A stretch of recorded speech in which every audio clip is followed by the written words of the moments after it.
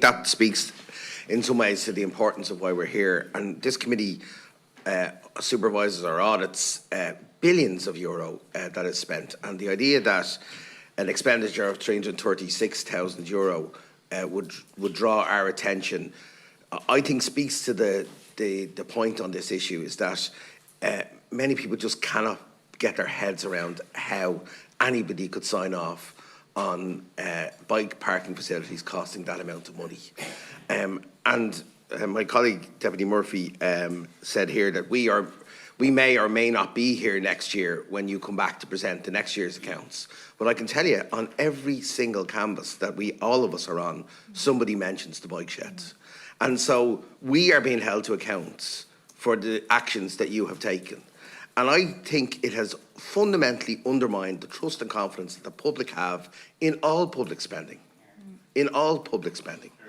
And I can't tell you the damage that you've caused to really important public projects. When local authorities transform a park, people are going to be saying now, how much did that cost?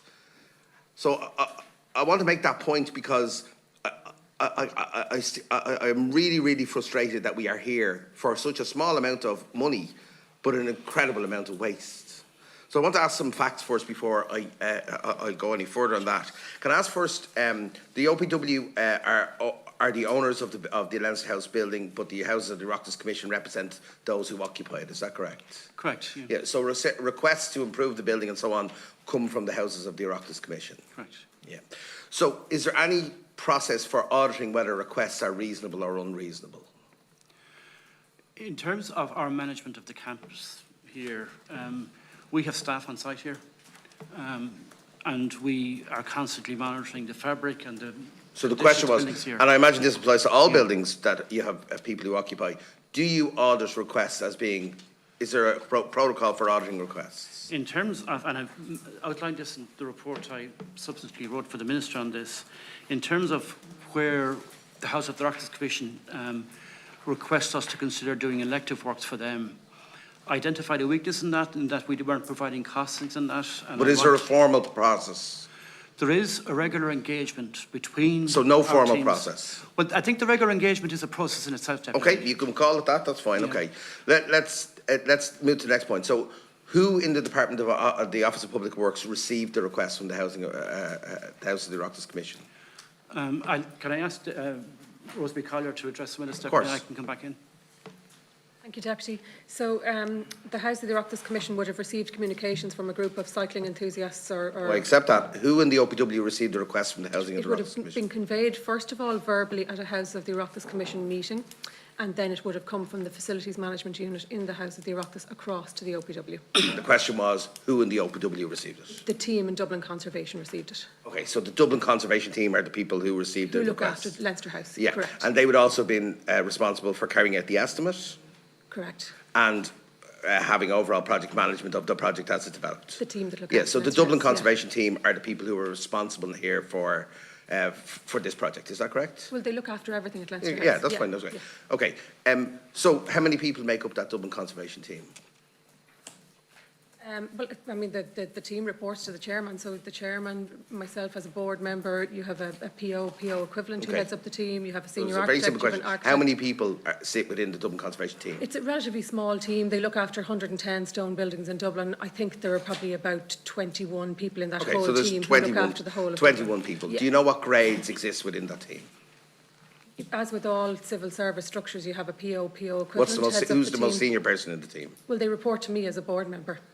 Okay, I accept that. That's your organisation chart. Who in the team is what's the most senior grade? So PO equivalent heads up all teams. Okay, so the principal officer is the most senior grade in that team. Correct. Yeah. Okay, and you have 21 people. Is there technical staff in there as well as administrative staff? Yeah, there are senior architects and architects. Yeah. Is there any formal process within that team that evaluates requests that come in from people who occupy your buildings?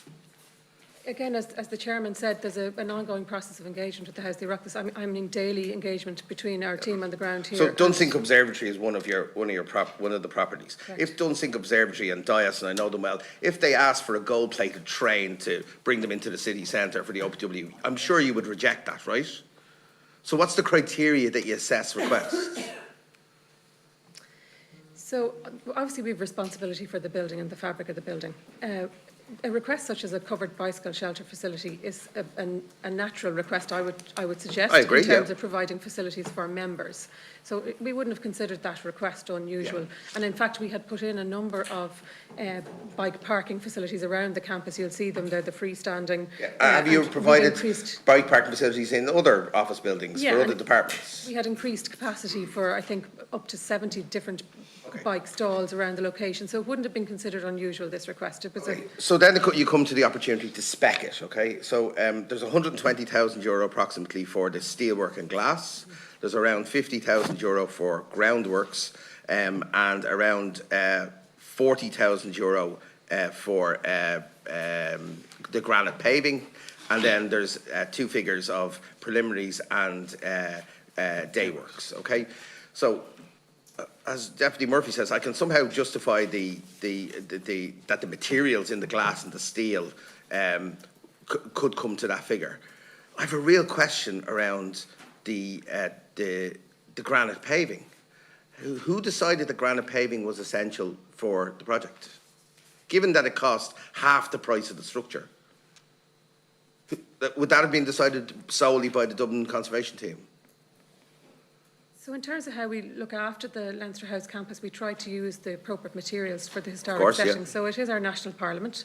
We were trying to deal with the historic setting of the Leinster Lawn side of the house. Leinster Lawn is a protected area. I park my car every day on perfectly good tarmac on Leinster Lawn. It doesn't detract from the building. Who decided that granite paving was essential? Well, it was deemed appropriate as a material by the Dublin Conservation team. The team responsible for the project, correct, From a design perspective and from a conservation Can I say that was one of the areas where there's a glaring waste of money when the paving was half the price of the structure above us, right? Bear with me, right? Okay. We can get to the groundworks. Can I ask, what did the groundworks entail? On a project like this, you would be digging out the base for the structure. You'd do your archaeology first. We always do archaeology in the grounds of Leinster House. It's good practice in terms of the conservation area. So that was about €10,000. Yes, you would have undertaken. No, I think it was less than that. 2,952, including that. So we would have undertaken the archaeology. We had to consider the historic drains that are located in that area, and we had to consider the wall of the National Gallery. On site, it would appear that some of the groundworks, and certainly seeing the works carried out, are connected for EV chargers that are immediately adjoining to it. Is that correct? No, they were two separate projects. So there is EV charging in this particular project for EV bikes in time. So the ducting and power. So the groundworks connected them to those EV chargers? Yeah, correct. No, no, the EV charges for the car was a separate project. If you look at the works itself, there's several trenches that connect the EV charger points with the bike shed. The bike in that shelter. Area, yeah, there would be ducting in terms of how you run your power that's connected. So the EV charge is a separate project. The car charging project was separate. How much was that project? I think that project was about 112,000. Excluding that. Yeah. Who owns those EV chargers? Who owns them? There is a contract, Are they owned by the OPW or by the company? I think the OPW owns the fitting, but there's a continuing licence to maintain it and operate it.